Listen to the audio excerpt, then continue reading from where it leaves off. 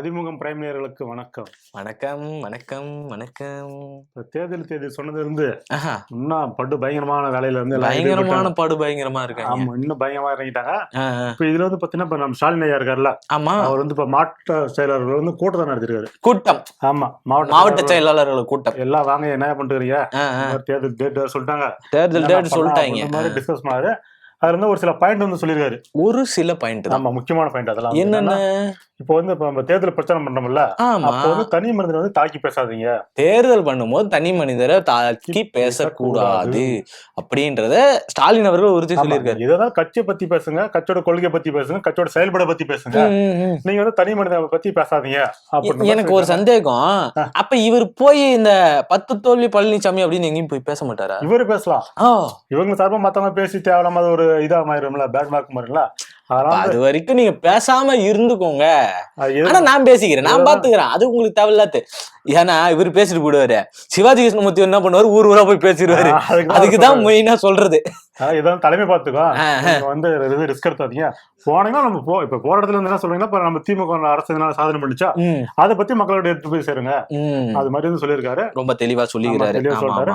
அதை தாண்டி என்னன்னா, இப்ப நீங்க வந்து இப்ப ஒரு சில தொகுதிகளும் தோத்துருப்போம்ல, 2021 தேர்தலில் தோத்துருப்போம்ல, ஆமா, அப்ப கைவிடப்பட்ட அந்த தொகுதியில வந்து நீங்க கூடுதல் கவனம் செலுத்துங்க. கூடுதல் கவனம். ஒரு சில தொகுதி வந்து எனக்கு என்ன சந்தேகம்னா, இந்த 5 வருஷத்துல எந்த கவனமும் செலுத்திருக்க மாட்டாங்களா? இது வந்து ஓட்டுக்கு சொல்றது, நீ வந்து வளர்ச்சிக்கு சொல்ற, நான் வந்து ஓட்டுக்கு சொல்றேன். அப்ப இவங்க ஓட்டுக்கு தான் வேலை செய்வாங்க, வளர்ச்சிக்கு வேலை செய்ய மாட்டாங்க. வந்து கூடுதல் கவனம் செலுத்தி அந்த தொகுதியில நம்ம ஜெயிக்கலாம், ஜெயிச்சா அந்த மக்களுக்கு வளர்ச்சி பண்ணலாம். நேக்கா இருந்துக்கிறான் ஆளு. அது மாதிரி வந்து நீங்க வந்து அந்த கூடுதல் கவனம் செலுத்துங்க. ஒரு சில தொகுதியில் வந்து நம்ம போன டைம் வந்து சின்ன சின்ன ஓட்டு வித்தியாசம் வந்து தோத்துருக்கோம்ல, அதுக்கு இன்னும் கூடுதல் கவனம் செலுத்துங்க அப்படின்னு மாதிரி சொல்லியிருக்காரு. அதையும் தாண்டி என்னன்னா, அதையும் தாண்டி ராத்திரி பகலா 20 வருஷம் வேலை செய்யுங்க அப்படின்னு மாதிரி 24/7 ஒர்க் பண்ணுங்க அப்படின்னு சொல்லி, என்னைக்கு ஜெயிக்கிற வரைக்கும் வந்து நீங்க ஐயராவது உழைக்கணும். எலெக்ஷன் 23 அது வரைக்கும் உழைச்சப்போ அதுக்கப்புறம் இது உழைக்கணும். நீ ஜெயிக்கிறதுக்கு உழைக்க வேணாம், அதுக்கப்புறம் போய் நீ ஓட்டு கேட்க போற மக்கள்கிட்ட. ஐயா அந்த பொட்டி அதெல்லாம் பாத்துலாம், அதெல்லாம் அவங்க பாத்துப்பாங்கன்றீங்களா? அதுல வந்து அரசாங்கம் இல்லப்பா, இந்த பொட்டியை மாத்துறது, அதை எடுத்து வச்சுக்கிறது, அப்ப தேர்தல் ஆணையம் வேடி பாத்துருக்கோமா? அதெல்லாம் தேர்தல் ஆணையம் பண்ணிடக்கூடாது, அதை பாத்துக்கணும்னு சொல்லுவாங்க. ஏன்னா அவங்க ஓட்டுகளை கழிச்சு விடுறது வேலையில முக்கியமா இருக்காங்க தேர்தல் ஆணையம். அதனால வந்து இதெல்லாம் சொல்லியிருக்காரு. அதை தாண்டி இந்த பக்கம் வந்தா இப்ப விஜய் டெல்லிக்கு போயிட்டு வந்தாருல்ல, ஆமா போயிட்டு செம்ம மாசத்துல அப்படி கார்ல சும்மா காட்டின்னு வந்தாரு பாருங்க. அதுக்கு ஒரு கண்டனம் தெரிவிச்சிருக்காங்க. நீங்க வந்து அனுமதி வாங்காம வந்து மினி ரோட் ஷோ நடத்திருக்கீங்க, அதனால ஒரு சில வந்து கண்டனம் தெரிவிச்சிருக்காரு. நீங்க அங்க ரோட் ஷோ காட்டி தான் இவ்வளவு பிரச்சனை இருந்துச்சு, இங்க வந்து ரோட் ஷோ காட்டு அப்படின்னு மாதிரி. என்ன ஆச்சுன்னா, ஏற்கனவே கரூர்ல நான் உள்ளே இருந்து வெளியே வராம இருந்ததான் பிரச்சனையாயி போச்சு.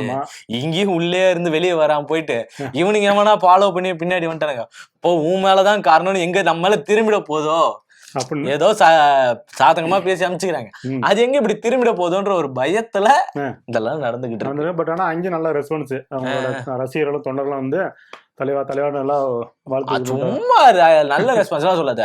இப்ப விஜய் இங்க வர்றாரு, நான் தலைவோ நீ அந்த படம் பாத்துக்கிறோம் பயங்கரமா இருக்கும், நீ பேச மாட்டியா? எல்லாரும் தான் பேசுவாங்க, ஏன்னா நம்ம ரசிகரா வந்து எல்லாரும் யாரும் மறுக்க மாட்டோம் இல்ல. ஆமா, அதனால வந்து எல்லாரும் பார்த்து சந்தோஷப்பட்டாங்க.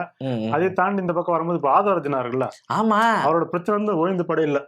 அவர் என்ன மழை விட்டாலும் சாரல் விடாதுன்ற மாதிரி அவர் பேசி முடிச்சுட்டு போயிட்டாரு. அவருக்கு இப்ப ரஜினி சாரை பத்தி பேசினால 2 நாளுக்கு முன்னாடி. ஆமா, இந்த ரஜினி சார் வந்து திமுக வந்து இது பண்ணாங்க, ஏகப்பட்ட பேர் போட்டு அடி அடிக்கிறாங்க. அது அடிச்சது போகாம இப்ப வந்து இப்ப நயனா நாகேந்திரன் இருக்காருல்ல ஐயா, அவர் வந்து என்ன சொல்லியிருக்காருன்னு வச்சியா, நீங்க வந்து ரஜினி சாரை பத்தி இப்படி பேச தப்பு, நீங்க வந்து அவரோட மன்னிப்பு கேட்கணும் அப்படின்ற மாதிரி அவர் ஒரு கண்டனம் தெரிவிச்சிருக்காரு. நயனார் நாகேந்திரன் இப்ப கண்டனம் தெரிவிச்சிருக்காரு. என்னன்னா இவர் கூட்டணிக்கு வரமாட்டேன் ஏதாவது சொல்லியிருப்பார் போல, இத்தனை நாள் தெரிவிக்கல. அவர் பேசி 4-5 நாள் ஆகுது, இத்தனை நாள் தெரிவிக்காம இப்ப தெரிவிக்கிறாருன்னா, ஒரு டைம்ல ரஜினி ஆதரவு பெற்ற மாபெரும் கட்சி அப்படின்னு சொல்லி ஒரு கட்சி விளம்பரம் பண்ணாங்க. அந்த கட்சி தான் இன்னைக்கு ஜெயிச்சது.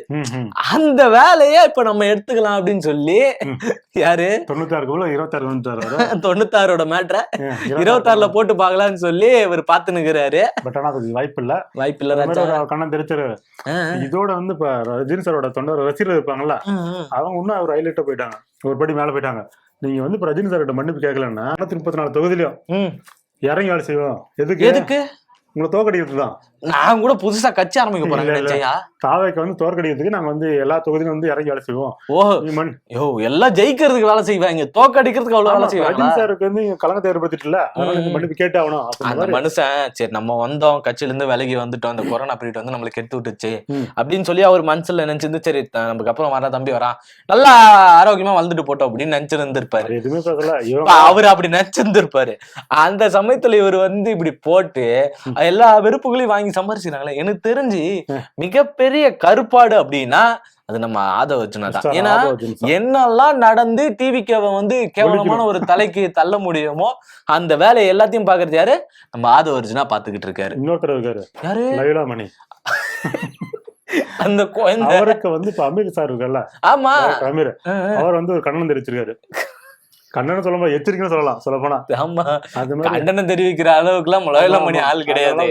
அது அமீர் வந்து கண்டனம் தெரிவிக்கிற அளவுக்கு எல்லாம் என்னன்னா கண்ணன் இது ஏதோ ஆதரவு கொடுக்கும்போது நீ எங்க இருந்த அப்படின்னு மாதிரி இந்த சர்க்கார் படத்துக்கு விஜய் வந்து ஆதரவு தெரிவிச்சிருந்தாரு. அப்ப கேட்டாரு இவரு, அப்ப தம்பி லோயலமணி எந்த வீட்டு வாசல்ல உட்காந்து குண்டாடி இருந்திருப்பாரு தெரியல. அது மாதிரி சொல்லியிருக்காரு. இதுக்கு முன்னாடி விஜய் வந்து ஜோசப் விஜய் அப்படின்ற மாதிரி விமர்சனம் வந்துச்சுல. ஆமா, அப்படின்னு அதான் முதல்ல தான் ஆதரவு கொடுத்தேன். ஐயா ஜோசப் விஜய் வந்ததுக்கு ஆதரவு கொடுத்தது கூட பரவாயில்லையா. இப்ப சமீபத்துல ஜனநாயகன் படம் வந்துச்சு இல்லையா, அது பொங்கல் ரிலீஸ் வந்து தள்ளி வச்சிட்டாங்க இல்லையா, இதுக்கும் சப்போர்ட் பண்ணி இருந்தாரு அவரு. எல்லாத்தையும் சப்போர்ட் பண்ணிருக்காரு. தேவையில்லாம எல்லா இடத்துல வாய் கொடுத்தது பழக்கம் ஆயிடுச்சுல உங்களுக்கு. ஆனா வந்து இது வந்து புதுசு கிடையாது உங்களுக்கு. எனக்கு தெரிஞ்சு லோலாமணியும் அதுக்கு முன்னாடி எங்க இருந்தாருன்னு உங்களுக்கே தெரியும், மக்களுக்கும் தெரியும்.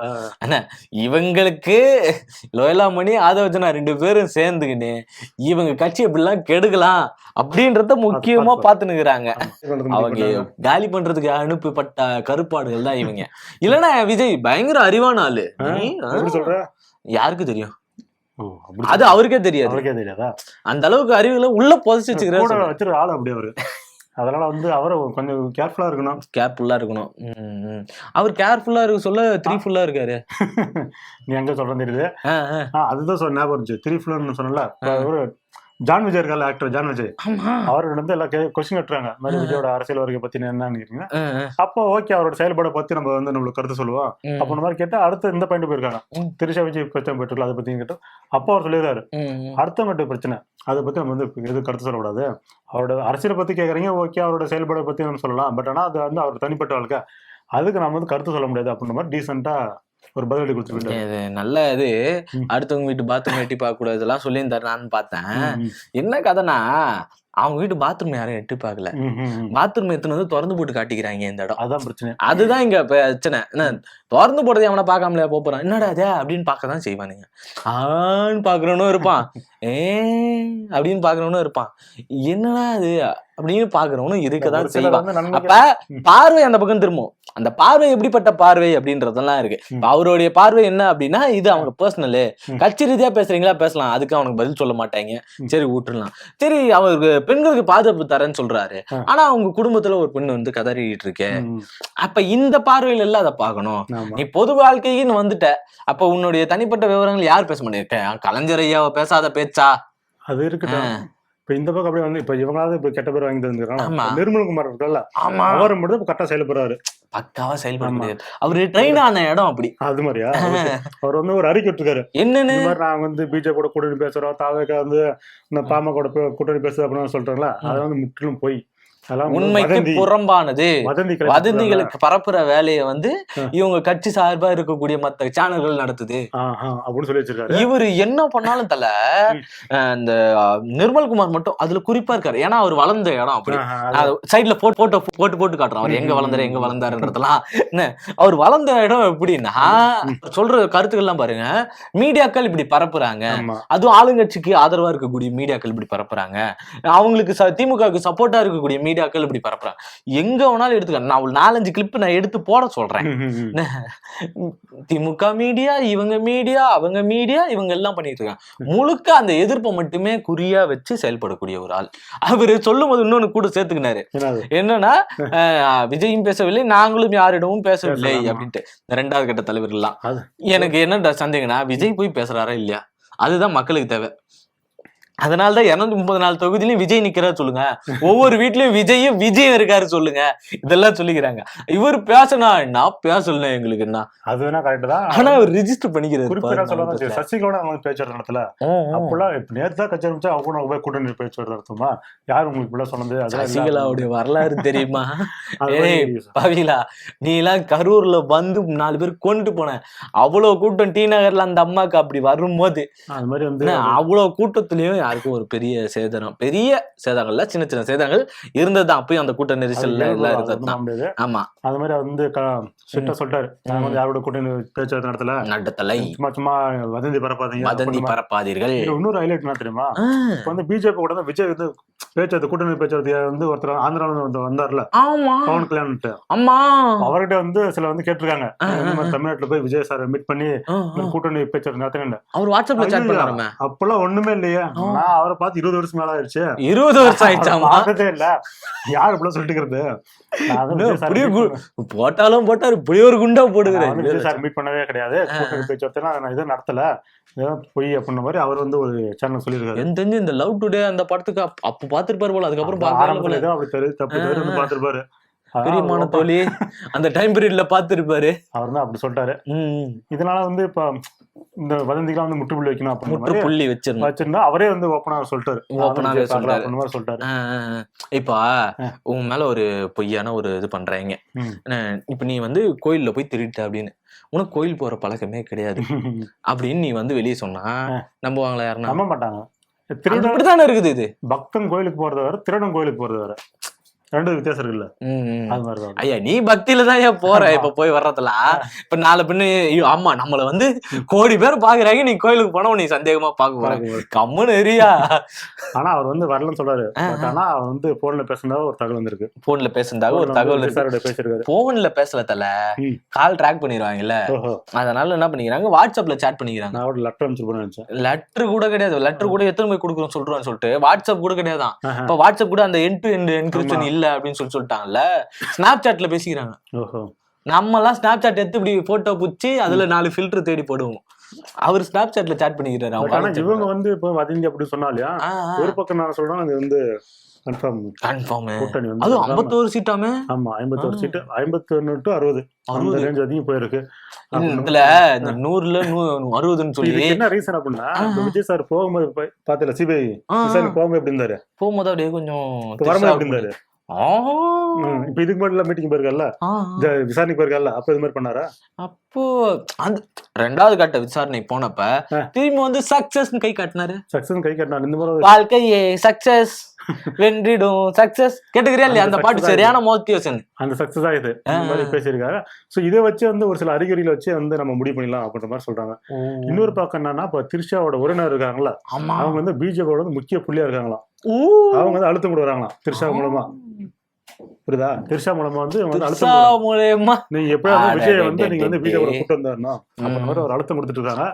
ஆனா அது எப்படி விஜய் சார் வந்து திரிஷா பேச்சு கேட்டுதான் ஆகணுமா, இல்ல கேட்காம ஏமாத்துறாருன்னு பாப்போம். வெயிட் பண்ணி தான் பாக்கணும். ஆமா வெயிட் பண்ணி பாப்போம் அரசியல் அப்டேட்ஸ்க்கு. இந்த பக்கம் சினிமா பக்கம் வந்தியா, சூர்யா சார் ஒரு படம் நடிச்சிருக்காருல்ல, பயங்கரமா அவரு ஏகப்பட்ட படம் நடிக்கிறார். கருப்பு படத்தை விட்டுரு, கருப்பு வந்து காத்து வாங்குது. கருப்பு பணம்னா தான் தப்பு, கருப்பு படம் தப்பு கிடையாது, அதெல்லாம் விட முடியாது. வந்தா நாங்க பாக்கதான் செய்வோம். அதுக்கு அப்டேட் எதுவும் இல்லையா? ஆர்ஜே பாலாஜி இன்னைக்கு நாளைக்கு வீடியோ போறதால ஆர்ஜேபியா பாலாஜி கிடையாது, பாலாஜி சொல்லக்கூடாது, ஷார்ட் ஆயிட்டாரா? சரி, அதை விட்டு அடுத்த படவா விஸ்வநாதன் சன்ஸ் ஒரு படம் இருக்குல்ல, விஸ்வநாதன் சன்ஸ் நாதன்ஸா அது தெரியலப்பா, நீ சொன்ன. சரி ஓகே, அந்த படத்தோட டீசர் வந்திருக்கு பாத்தியா? டீசர் வந்திருக்கு, பாக்கலப்பா. பாக்கலையா? தப்பன்ட்டேன், பாத்துக்கணும். நல்லா இருக்கு டீசர், நல்லா இருக்கு. அது வந்து அவர் வந்து ஒரு ஸ்போர்ட்ஸ் கோச்சா இருக்காரு. பரவாயில்லையே. மொத்த கதையும் இப்பயே சொல்றேன் நீ. நான் சொல்ல மாட்டேன், சொல்லு. அவர் ஷார்ட்டா என்ன சொல்லிடுவோமா? ஷார்ட். ஆமா, அவர் வந்து ஒரு 40 வயசு இருக்குன்னு வச்சு, அவருக்கு 40 வயசு. 20 வயசுல வந்து ஒரு எப்படி இருப்பாரு, எங்க வந்து ஒரு ஸ்போர்ட்ஸ் அவருக்கு மாசு கட்டி இருப்பாரா? ஓஹோ, இப்ப வந்து அந்த வயசை குறைச்சு நடிச்சிருக்காரு. எல்லாம் பண்ணிக்கிறாங்களா? டிஏஜிங் அதெல்லாம் இல்ல, சிம்பிளா தாடி மட்டும் அப்படியே போயிட்டு முடிச்சு. ஆனா ஃபர்ஸ்ட் டிஏஜிங் பண்ணதே அவர்தான். ஆமா, ஆதவன் படத்துல. அது யாருக்கு தெரியாதுல்ல, அந்த மாதிரி பண்ணிருக்காரு. அது வந்து கோச்சா இருக்காரு. இதுல வந்து சில அரசியல் நடக்கும்ல ஸ்போர்ட்ஸ்ல, ஆமா, அத பத்தி பேசியிருக்காங்க. ஓ, அரசியல் ஸ்போர்ட்ஸ் டிராமா இது. ஆமா, அது ஒரு டைலாக், முக்கியமா ஒரு டைலாக் சொல்றாரு, நீங்க வந்து உங்களுக்கு கீழே இருக்கிறவங்களை வந்து நீங்க இது சோதிங்க நினைச்சா உங்களுக்கு மேல இருக்கிற கடவுள் வந்து உங்களை பார்த்து பாரு அப்படின்ற மாதிரி ஒரு இந்த கீழே இருக்கிறவங்களை நீங்க சோதிச்சா மேல இருக்கிறவங்க உங்களை பார்த்து. இந்த டைலாக் எங்க கேள்விப்பட்டிருப்பே? ரஜினி சார் டைலாக் இது. ஆமா, ரஜினி சாரோட பழைய படம் டைலாக் இது. அதை வந்து மென்ஷன் பண்ணி பேசியிருக்காரு. இந்த படத்துல ஹீரோயின் யாரு? நாளை நாளை நாளை என்று அந்த பாட்டு பாடினது இப்ப எல்லாருக்கும் தெரியுது.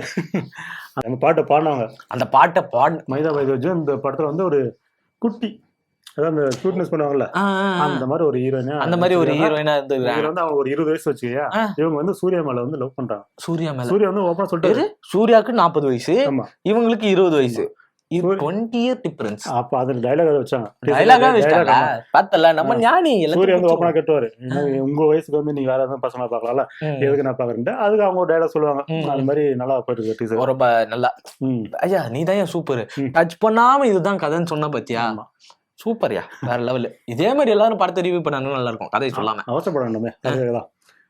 ஓகே ஓகே, படம் எல்லாம் நல்லா இருக்கு, போய் பாத்துருங்க. டீசர் நல்லா இருக்கு, போய் பாத்துருங்க. நல்ல ஒரு ஸ்போர்ட்ஸ் டிராமா. அதுல வந்து ஒரு ஒலிம்பிக்ல தங்கப்பதங்கள்லாம் வாங்கிட்டு வராரு, அதெல்லாம் இருக்குது. அதெல்லாம் இருக்கு. சரி தல, வேற எதனா இருக்குதா? வேற இப்போதைக்கு அவ்வளவுதான். இது வரைக்கும் எங்களிடம் இருந்த தகவல்கள் அனைத்தும் உங்களிடம் கொட்டிவிட்டோம். அதுவரை உங்களிடம் இருந்து விடைபெறுவது மிஸ்டர் சுஜித் முருகன். நன்றி, வணக்கம்.